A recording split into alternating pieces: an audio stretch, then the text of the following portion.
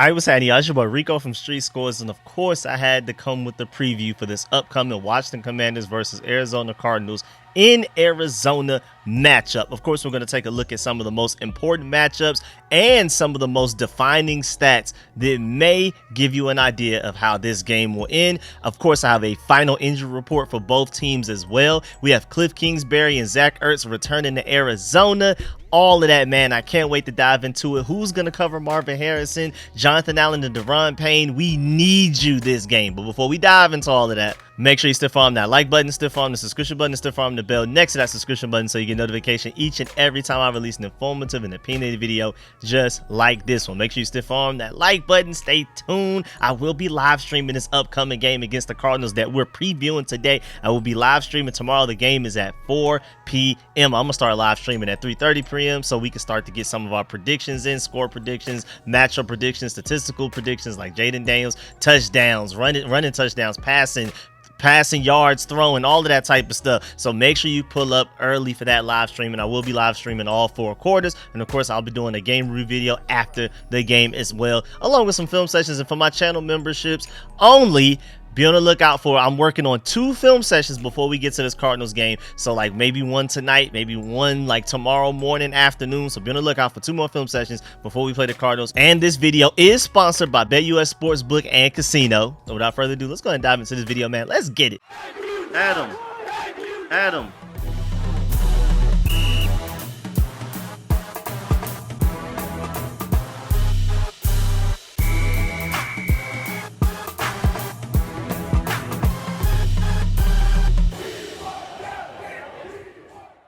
All right, so let's go ahead and dive into it. So first of all, this is Kliff Kingsbury's first return to Arizona since leaving from being their head coach there for a few years, and went to USC. Now he's with the Commanders. And hey, man, if anybody knows Kyler Murray's weaknesses, his habits, the things he wants a defense to do versus what he hates for a defense to do to him, every little nuance advantage that the Commanders can have over him, Kliff Kingsbury would be your guy. Like if I had to pick one person out of the entire planet outside of Kyler Murray that I could pick that would know Kyler Murray's tendencies just as well as Kyler Murray does, it's literally probably Kliff Kingsbury. So we may have more of an advantage going to this game than some people probably think. I've seen some people talk about this preview between the Commanders and Cardinals. I don't think anybody has really brought that specific thing up, that we may have the inside scoop on how to stop Kyler Murray from being so effective like he's been these first 3 weeks. We're going to dive into those stats because he's been an elite quarterback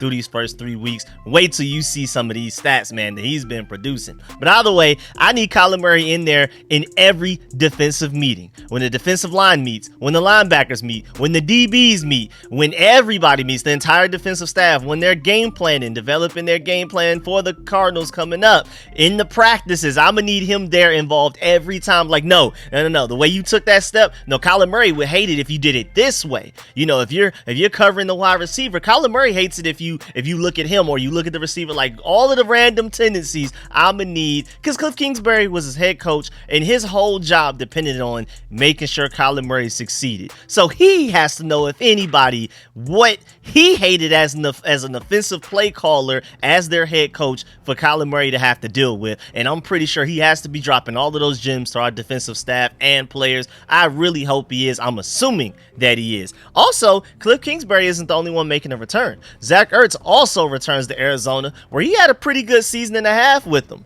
Now, he had a season-high 5 catches last week against the Bengals. It's not like he had a bunch of yards, but still 5 catches is really good. He had 130 catches for 1,167 yards and 8 touchdowns in 28 games from the 2021 to 2023 with the Cardinals. So this is a big-time return for him as well. He had 4 receiving touchdowns in 5 career games versus Arizona when he was with the Eagles, just to let you know. So statistically, it sounds like he's destined to at least get 1 touchdown, his first touchdown of the season, against the Cardinals in this upcoming game. Also, speaking of returning, even though Jaden Daniels is not returning to the Cardinals specifically like Kliff Kingsbury and Zach Ertz are, he is returning to Arizona, because for this past week in practice, remember, they went straight from Cincinnati to Arizona. They didn't even bother to go to Virginia. There was just no point. So Jaden Daniels has been practicing in his old stomping grounds, Arizona State, all week. So I'm pretty sure that had to bring up some nostalgia for him and everything like that. I thought that was a pretty cool thing.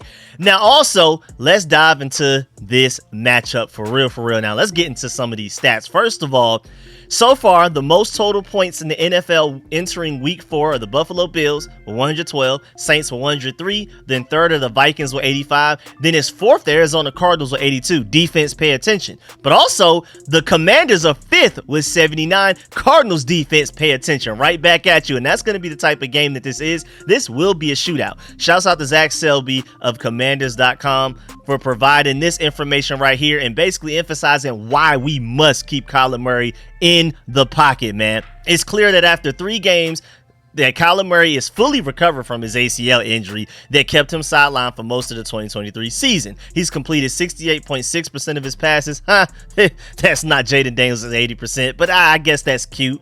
Which ranks 12th in the NFL and tied for the third most passing touchdowns with 5. Murray's most dangerous weapons, however, are his legs. Not just because he has 161 yards on just 15 carries as a quarterback, but also due to his ability to extend plays in the backfield. The Commanders' pass rush must find a way to keep him in the pocket and force Murray to beat them with his arm. I completely agree. The Commanders continue to be one of the best at winning their matchups on the defensive line and the worst at finishing plays, as they've tied for 28th with 4 sacks despite being 11th in pass rush win rate. So we gotta finish. Just like against the Buccaneers, the emphasis is that even though if you get there, you gotta make sure you finish. Just getting there is not enough. And continuing with more stats, let's go to Pro Football Focus, because highest graded quarterbacks outside of the pocket, number 1 is Kyler Murray with a 93.7 grade outside of the pocket. But guess who's right behind him? Jaden Daniels with a 93.2, so not far behind at all. And then in third is Josh Allen by a pretty wide margin at 89.7. So right now you have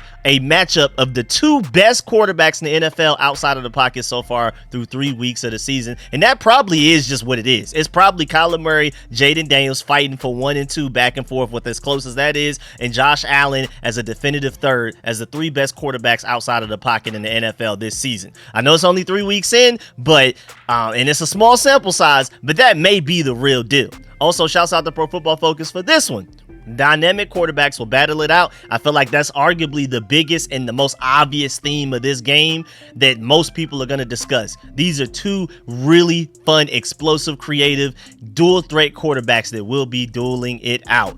In his first taste of bright lights on prime time on Monday night, Commanders' first-year passer Jaden Daniels absolutely exploded on his way to earning the week's highest passing grade of a 95.5. He completed 91% of his passes, slightly over 91%. Give him that 0.3%, I think it was. Make sure you give him that, you know what I'm saying? Amassing 11 yards per attempt and a 141.7 passer rating. Although the Cardinals stumbled again against a hungry Detroit team that was looking for redemption, this is still a strong team. Headlined by resurgent Kyler Murray, the NFL news cycle moves fast, but it wasn't too long ago that Murray was also blowing the doors off of defenses. Week 2, to be exact, where he also earned an insane 95.5 Pro Football Focus passing grade. So he and Jaden Daniels right now have the highest single game passing grades in the NFL this season. Kyler Murray in week 2, Jaden Daniels in week 3, the 2 highest graded passing games from any quarterbacks out of this entire NFL season in any game. I really want to make sure I emphasize that. So you're talking about the single best quarterback performances this season. Those 2 guys are matching up on Sunday at 4 p.m. Again, I will be live streaming that. Now let's look at the defensive line, because they're going to play a large role in how we're going to somehow stop Kyler Murray from having the game he had week 2. We're trying our best to make him look like his week 3 self that the Lions did.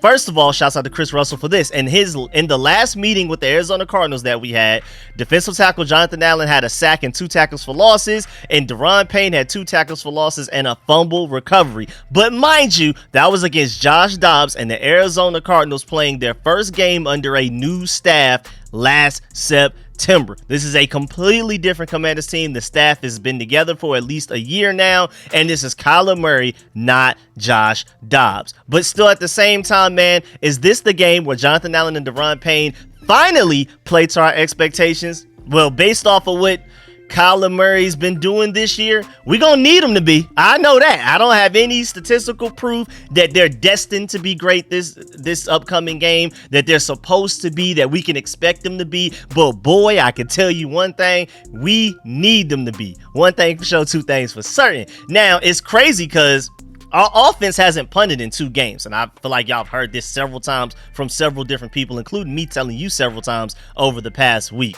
And Tress Way literally hasn't punted since the 3rd quarter in week 1. But what's sad is that we've needed every single one of those possessions to win these past 2 games.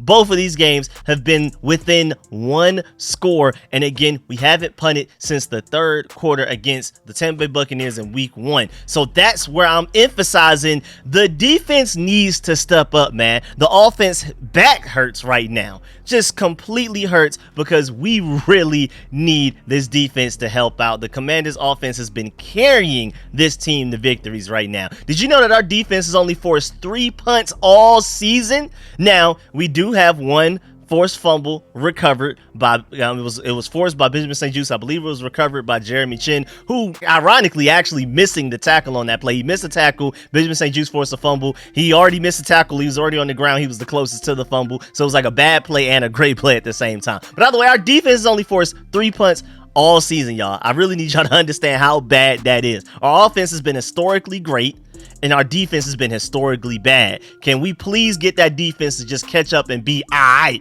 Can you give me all right on Sunday, defense, please? Going back to Zach Selby, he said there's not much analysis to give here. Other than that, the Commanders must find a way to get opposing offenses to punt the ball. They have allowed teams to convert 61.3% of their 3rd downs, which is by far the worst in the entire NFL so far. The Cardinals, meanwhile, are one of the best at moving the chains with a 45.5% conversion rate. So this is like the matchup of all matchups for, boy, our defense better get ready. And it's crazy too because we're the worst at allowing 3rd downs to be converted defensively out of the entire NFL. But nobody even also notices that even when we do stop them on 3rd down, a team will likely go for it on 4th down and then get it then. So it's just been bad. The defense has struggled getting off the field. At least against the Bengals, they somehow found a way to do some sort of like a bend but don't break. But that's completely dependent on your offense. That's going into a game expecting your offense to carry you. We'll see what type of strategy they go into this Cardinals game with. They may just come out immediately like against the Bengals and just play bend but don't break and just assume our offense will be able to outscore the other team by us only allowing field goals and us scoring touchdowns type of thing. And finishing with Zach Selby, he said whether it's shoring up missed tackles, preventing explosive plays, or playing cleaner football, the Commanders need to take the pressure off their offense. I completely agree. I mean, it's a lot to ask our rookie quarterback going into his 4th career game ever to do what he did against the Bengals again. I'm expecting him to be a great quarterback from this point on. I think he is a great quarterback and have more elite games, but over 91% completion percentage is insane. I just did a video earlier today giving out some of the historical stats from that game and breaking down how Jaden, what he did on Monday night was record breaking in certain ways, different statistical categories. And my point is, we can expect him to be great, but we can't necessarily expect him to keep breaking NFL records every game in order for us to barely win these games too.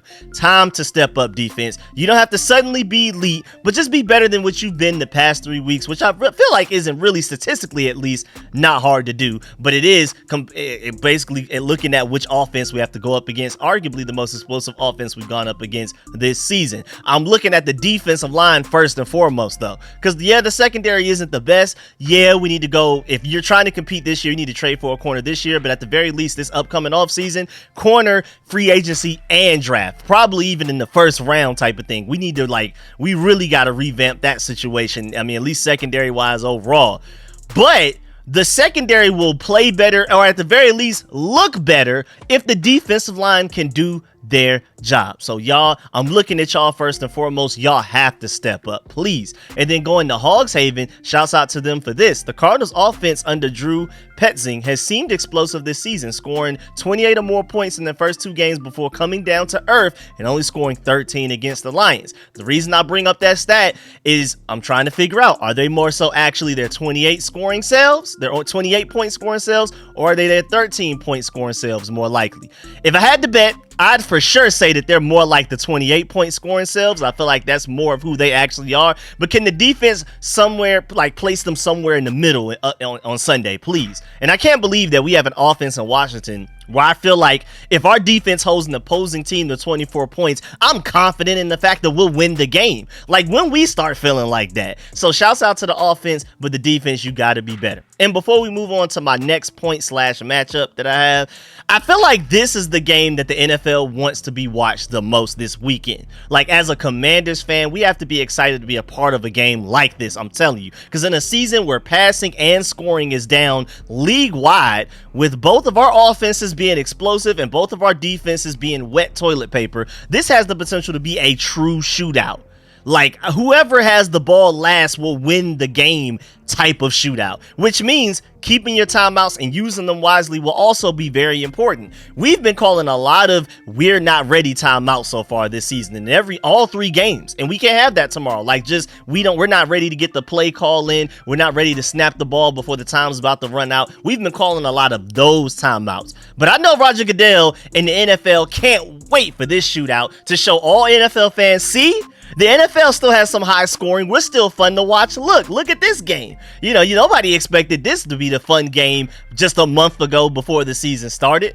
And also, I mean, if you're just looking at it, we have exciting dual threat quarterbacks. Charmin sponsored defense, especially ours, because 4th worst in pass rush grade and the worst in coverage grade. You have creative offensive coordinators and unique play designs and play calling, explosive weapons and receivers, revenge game storylines with Kliff Kingsbury versus Kyler Murray, Zach Ertz returning. This game should have buku highlights. This is the type of game where even non-Commanders and non-Cardinals fans may tune in. Will more than likely tune in, especially when you consider with the other games that will be on at the same time, man. Have y'all looked at the other slate, man? You have Patriots at 49ers.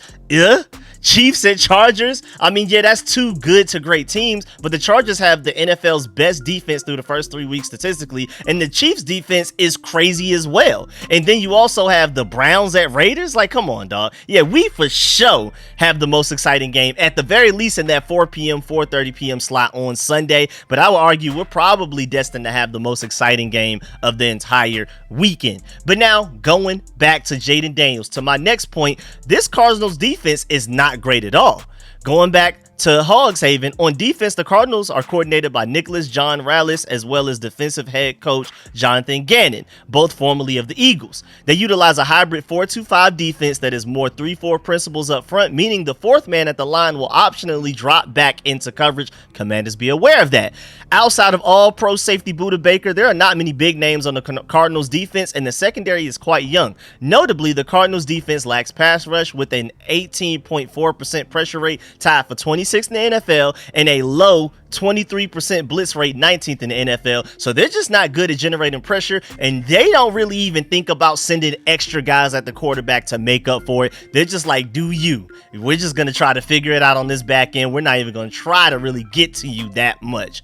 And going to Pro Football Focus, they pointed out the fact that, hey, man, Budda Baker, that elite safety for the Cardinals that I really wanted bad coming out of the draft. I remember my brother, who's an Oregon fan, wanted them bad coming out of the draft as well. But him versus this screen game is a very underrated storyline and matchup for this game. Shouts out to Pro Football Focus. They said Washington defensive coordinator Kliff Kingsbury's system was the subject of conversation following comments made about his screen-heavy passing game, but it actually ended up being a crucial piece to the game plan against the Bengals that opened up some plays down the field. It's chess, not checkers, y'all. Keep up with me. The Commanders have run the 2nd most screens in the NFL through 3 weeks. I think we were number 1 until that 3rd game against the Bengals. Through weeks 1 and 2, I believe we were first, ranking in the top 5 in yardage gained from them as well. So we run the 2nd most, and we've gained the top 5 most yards from them. That will put added pressure on talented Arizona safety Budda Baker to play soundly in coverage, but also coming up to support against screens will be a necessity, but can quickly turn into big plays if he loses his keys and lets a big play threat like Terry McLaurin loose behind the defense. So right now, the Cardinals are pretty much in a no-win situation. Are you going to step up and really focus on stopping screens? Are you going to try to stop the run game? Oh, Jaden Daniels can run as well. Oh, wait, we can attack deep down the field as well. And Jaden Daniels can also read a defense and carve it up as well. And when we get to this injury part updated of this video, you'll also realize that this Commanders O-line, as well as they pass protected against the Bengals, we may be able to expect them to do the same thing against the Cardinals to give Jaden Daniels plenty of time, because the Cardinals have for already not a good pass rush defense, like I already just told you statistically, but also they have a lot of injuries on the D-line as well. So it's not looking good for them. Now moving on to the next matchup. Outside of Kyler Murray, we also need to focus on stopping their first-round pick rookie receiver, Marvin Harrison Jr. out of Ohio State. The reason I want to emphasize out of Ohio State is because we have Mike Sainristil, who was interviewed in practice a couple of days ago. Remember, he's a Michigan corner. He's gone up against Marvin Harrison Jr. a couple of times. He said that Marvin Harrison Jr. is a generational talent, and you got to remember that those guys have faced off a lot in college. So if anybody knows is Mike Sainristil, maybe he can give us a little bit more intel on Marvin Harrison, because nobody on this team has covered Marvin Harrison before ever in their lives. Mike Sainristil has done it several times. He's going to be pivotal. His development, he got better. He showed us something. Like weeks 1 and 2, bad. Week 3, allowed that big touchdown to Jamar Chase, but I'm still questioning where the safety help was. But you saw improvement. You saw him blow up a screen play, all kinds of stuff. Like, he's improving. We need him to improve a lot going into this game because I mean, he was playing outside corner last game. The first 2 weeks, he was slot corner.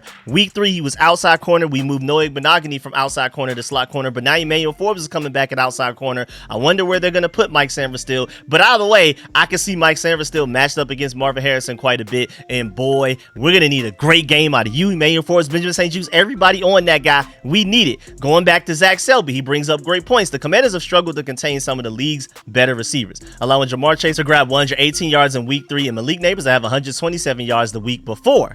They'll face another challenge, and don't forget, Mike Evans had like 2 touchdowns against us. Don't just ignore that.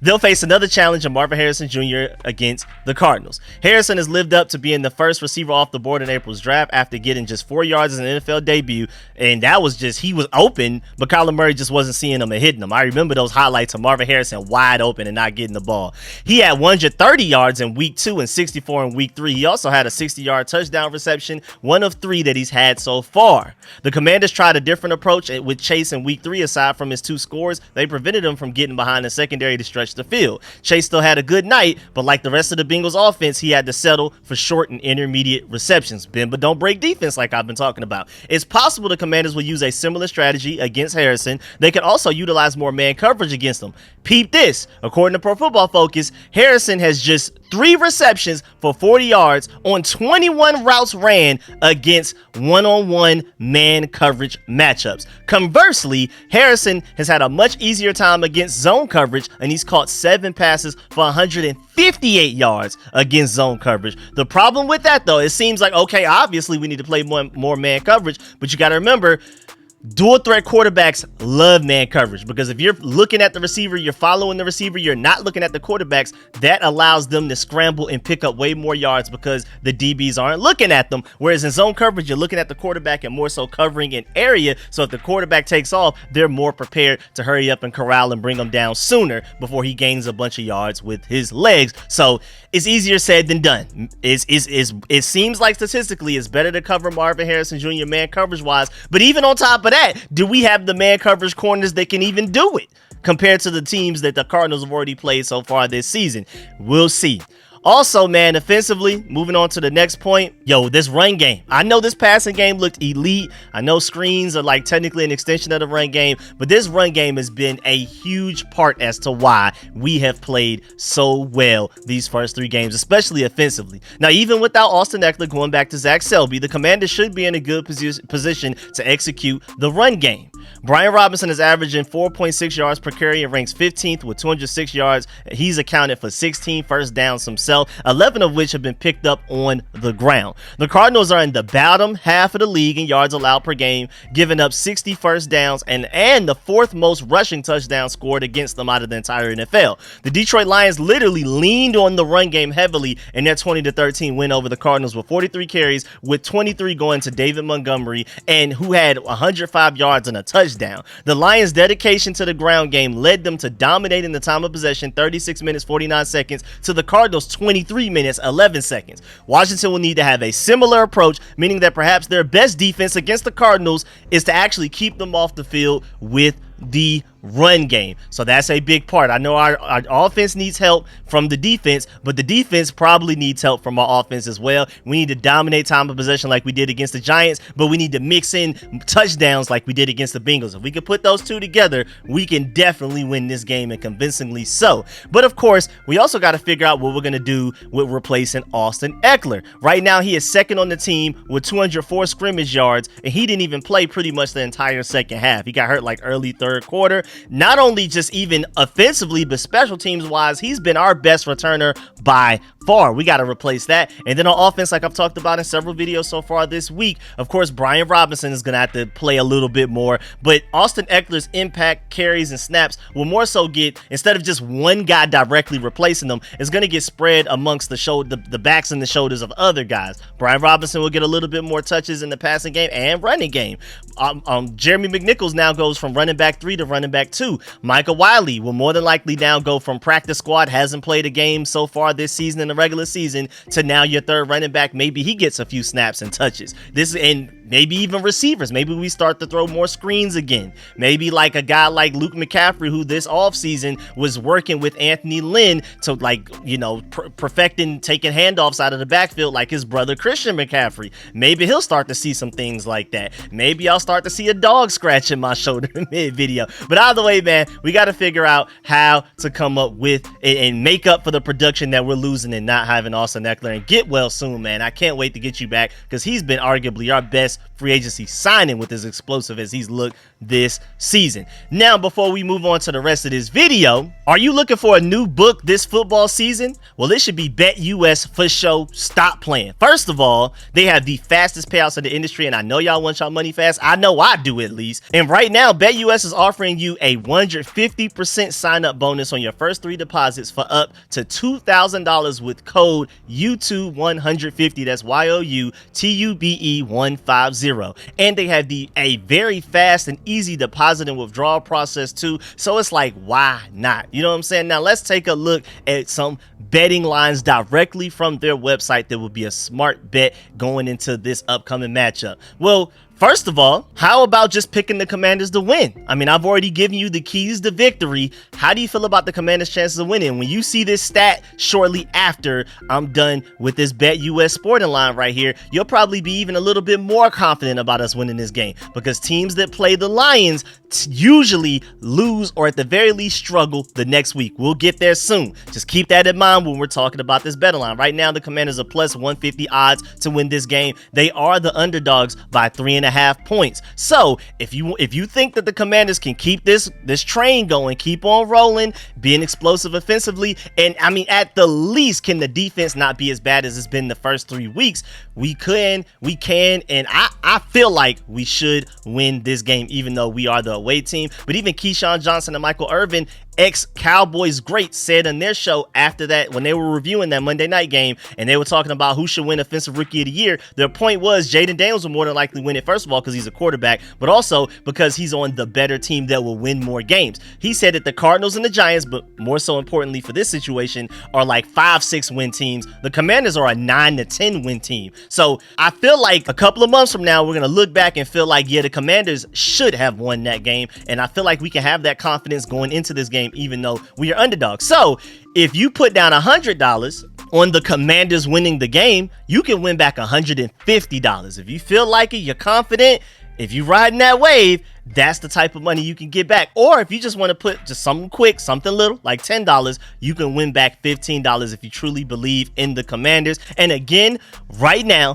BetUS is offering you a 150% sign-up bonus, 150% sign-up bonus on your first 3 deposits for up to $2,000 with code YOUTUBE150. Let's get back to this preview. Now for injury updates, and there are some really important ones, especially on the Cardinals end. I really feel bad for them. This is another reason why we probably have a good chance of winning this game, because they are more beat up than we are easily. Now I can't wait for FL Bottom and Jordan McGee to finally get back on this defense. It won't be this week, and I feel like they will play a huge role in this defense finally playing better. We also get Emmanuel Forbes back, and I know a lot of people were hating on Emmanuel Forbes before he got hurt, but then you saw Michael Davis come into that game against the Giants, and everybody suddenly missed Emmanuel Forbes again. Well, not everybody, but most people. Some people are definitely still on the Emmanuel Forbes is trash. There's no way he could ever be good train, which I can't be too mad at. He needs to go out there and prove it against the Cardinals. We get him back. So if anything, we're getting healthier other than losing Austin Eckler and Cleveland Farrell. We'll talk about that later.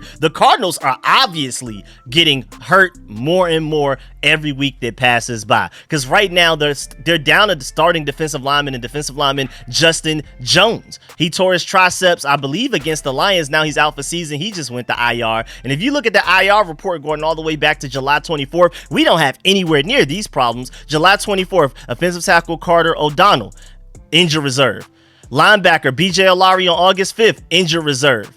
August 27th, defensive end Darius Robinson. I forgot that's who drafted him out of Missouri, and I wanted him too. He's on injured reserve. Offensive tackle Christian Jones, August 28th, injured reserve. Cornerback Elijah Jones, injured reserve, August 29th. Then September 11th, they lost Jonah Williams, their offensive tackle. Starting offensive tackle as well. And now Kelvin Beachum is questionable to play, so maybe he makes a return against us, but you could say that the Cardinals are probably down to their 4th string right tackle at this point. And then after all of that, they just announced that starting tight end Trey McBride, like their featured tight end that they want to throw the ball to the most, and they run a lot of 2 tight end sets. So now they got to really flip their offense upside down to figure out how they're going to work around this. He's out, and another starting defensive lineman, Tonga, is out as well. So those are 2 more starters that are out. So now if you look at the actual injury report provided by the NFL, like I already told you, Trey McBride and Tonga are both out.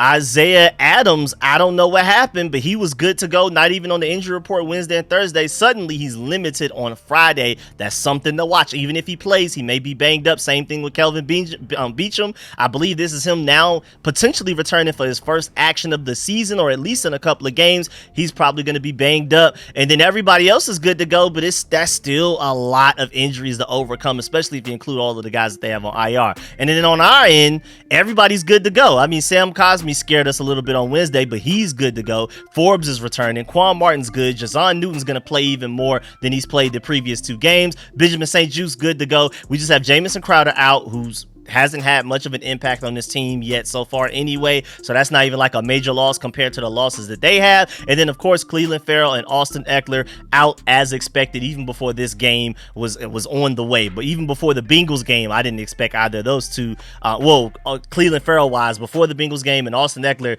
during the Bengals game once he went out with that concussion. We already knew that was wraps for them coming into this game anyway. So if I'm the Cardinals, I'm definitely more worried injury wise, because they are more banged up than we are. But also, don't sleep on this. Just to let you know, teams that play the Lions do not typically play well the next week versus their next opponent, man. And the Cardinals just played the Lions last week, man. That is a scary thing. Shouts out to Green Light with Chris Long. He's the one that provided this point. And shouts out to Bleeding Burgundy and Gold for tweeting this as a quote tweet. He said, if you a real degenerate gambler like me, you know this has been a trend since 2022, even when Detroit was losing and they weren't even good yet. For some reason, after teams play them, they just play poorly the next week. So we may catch the Arizona Cardinals on a downtime. First of all, because they're hurt. Like, this is the most hurt they've been all season. And on top of that, they just got done playing the Lions.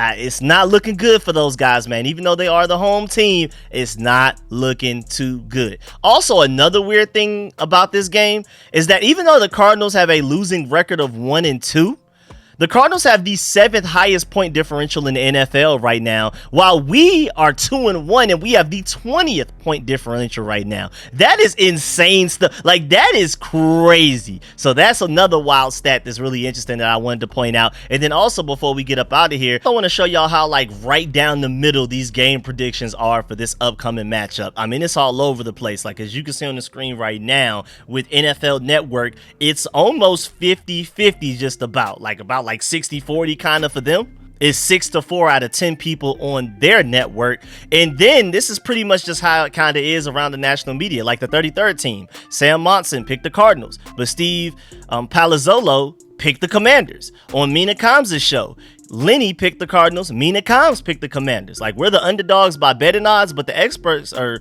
pretty much like split like 50-50, 60-40 on who they think who will win this game. If we didn't bet the Bengals, it would have been like 80-20 the Cardinals way, probably 90-10, I ain't gonna lie. Maybe even worse than that. So shouts out to that Bengals game for getting the national media to believe in us even just a little bit to make this game even out. Also, shouts out to Marshall for this great point. He said, watch out if they figure out a way to beat Arizona, because 3-1 and a home game versus Cleveland with a quarterback on fire would be a great position to be in going into that week. Bad defense and all. I completely agree. Also, shouts out to Commanders realm for this one. Washington currently has a better record than each of their next 6 opponents, but you got to remember that includes the Ravens as well. But if they can clean up the defense just a little bit, they can really, for real, have a season this season and look like last year's CJ Stroud-led Texans. But yeah, man, that's the end of this video. Please get in the comment section. Let me know how you feel about everything discussed in this video. Please still farm that like button, still farm the subscription button, and still farm the bell next to that subscription button so you get notification each and every time I release an informative and opinionated video just like this one. Of course, let me know in the comment section your score prediction for this game. I am predicting the Commanders to win this game. I'm not gonna lie, but I think it's going to be a shootout. I'm seeing something like 28-24, maybe even something crazier than that. I'm hoping it's something like 31-24, but that's somewhere around my score prediction. I predict us winning by like 4-7 points. I truly do. I think we're going to go another week of scoring over 30 points. I really do. So let me know in the comment section how you feel about everything I mentioned in this video. Do you agree or disagree with any of my points? Do you agree that you feel like that the Commanders will win this game or the Cardinals will win the game? And definitely explain why on either way. If you think the Commanders will win or the Cardinals will win, let me know why. Whatever stats you have, matchups specifically like our D-line versus the O-line, things like that, injuries, include all of your analysis in the comment section. I really appreciate it. Do not leave this video without leaving a like, and of course make sure you pull up for the live stream tomorrow. I will be live streaming game by